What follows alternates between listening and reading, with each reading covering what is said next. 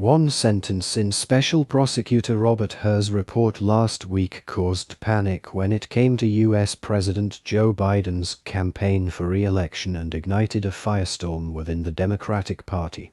His report was the kind of nightmare scenario campaigns dread because of its timing and the sensitivity of the issue, the age of the president, and the questions it raised about his mental capacity.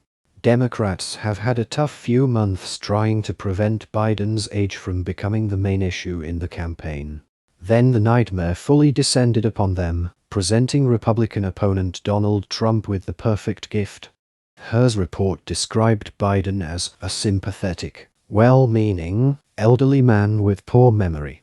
This single sentence propelled the age of the president, who is 81 years old, to the top of the election agenda and created a crisis among Democrats, who are worried that the issue of age might cost them the presidency for the next 4 years. The special prosecutor was investigating the case of classified documents that were found in Biden's home. He concluded, following interviews with the president, that there was not enough to charge the president with any wrongdoing. He could have chosen to simply announce his conclusion, but instead he decided to comment on the memory of the president. The report handed Biden a legal victory but wounded him politically.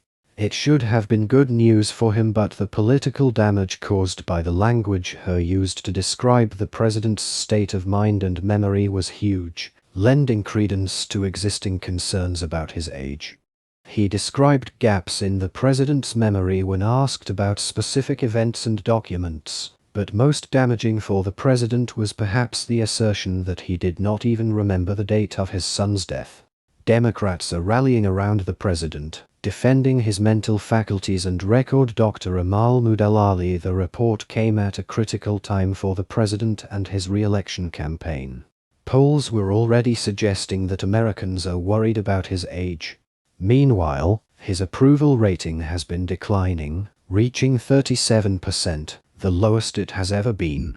Many Americans are not happy about his handling of immigration and border issues, or the economy, even though the economy is doing well. In addition, there is opposition to his stance on the war between Israel and Hamas in Gaza, as well as divisions within the Democratic Party on the issue. The publication of Hur's report provoked a storm of media coverage and debates about the age of the president. His allies defended him and refuted the comments about poor memory, accusing the special prosecutor of having a political agenda. Vice President Kamala Harris described the report as gratuitous, inaccurate, and inappropriate. Other high-ranking U.S. officials insisted the president was sharp, tough, and in control. Republicans naturally jumped on the opportunity to adopt "elderly man with bad memory" as a slogan in their campaigning against him. The president did not help his own case. During a press conference that was supposed to reassure the American people about his memory and debunk the picture the report painted of him, Biden described President Abdel Fattah el-Sisi of Egypt as the President of Mexico. This came hot on the heels of 2 other incidents this month in which he talked about conversations with French President François Mitterrand, who died in 1996, instead of Emmanuel Macron, and German Chancellor Helmut Kohl, who died in 2017, instead of Angela Merkel. The report and the repeated gaffes by the president have resulted in growing concerns among Democrats, strategists, donors, and ordinary voters across the U.S., according to the American media. The Washington Post captured the mood among Democrats when, after the president's ill-fated press conference, it said, "The broad conclusion, both inside and outside Biden's inner circle, is that a dangerous and misleading caricature of the president's performance is at risk of setting in, pushed by the biting prose of a special prosecutor they suspected of seeking political revenge." If Hur's report was not enough, opinion polls after it was published added to the panic. An ABC News/Ipsos poll on February 11th found an overwhelming majority of Americans that were questioned, 86%, thought Biden was too old to run for another term. A smaller majority, 62%, believed 77-year-old Donald Trump was also too old to be president again. Interestingly, 59% of those polled believed both Biden and Trump were too old to be president, suggesting that age will be a very important factor in the election. However, the poll also found that Republicans were not so concerned about the age of their candidate as Democrats were. 73% of Democrats said Biden was too old to be president, but only 35% of Republicans said Trump was too old to serve. Even among independents, 91% said Biden is too old, compared with 71% who said the same about Trump. Republican candidate Nikki Haley, who is challenging Trump for the Republican nomination, criticized both him and Biden over their ages, describing them in a campaign video as grumpy old men. She highlighted instances in which both became confused about facts, including one in which Trump mixed her up with Nancy Pelosi, former Speaker of the House of Representatives. Haley, who has called for competency tests for candidates over the age of 75 and champions younger leaders, said this week that both Trump and Biden would use the Oval Office as a taxpayer-subsidized nursing home.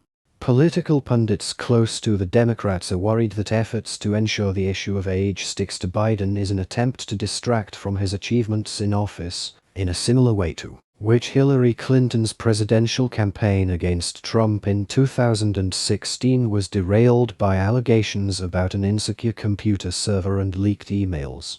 Others are speculating about whether it is still possible for the Democrats to nominate a different candidate, angering the Biden campaign.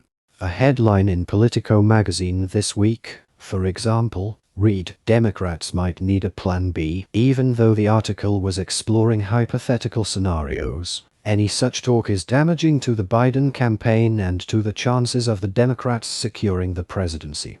On a more practical level, it is unrealistic and difficult to imagine it could happen now.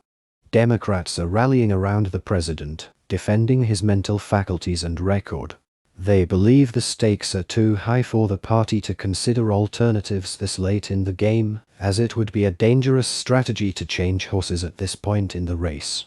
Biden believes he is the only Democrat who can defeat Donald Trump because he did it before. The rest of the party is circling the wagons and hoping Trump will implode and scare off voters, pointing to his latest statement about NATO this week, which angered Europe and alarmed Washington. However, there is no sign the former president has been negatively affected by any of his rhetoric or his legal troubles. On the contrary, he is growing more confident, and now his campaign has been lucky enough to find fresh ammunition in the form of hers editorializing about Biden's age. Biden and his campaign team are struggling to change the subject and ensure the election is a referendum on issues such as the future of democracy in America and, as his campaign ads say, his desire to finish the job he began 4 years ago. The Republicans, meanwhile, will do all they can to make sure the focus remains on Biden's memory and not his sympathetic character.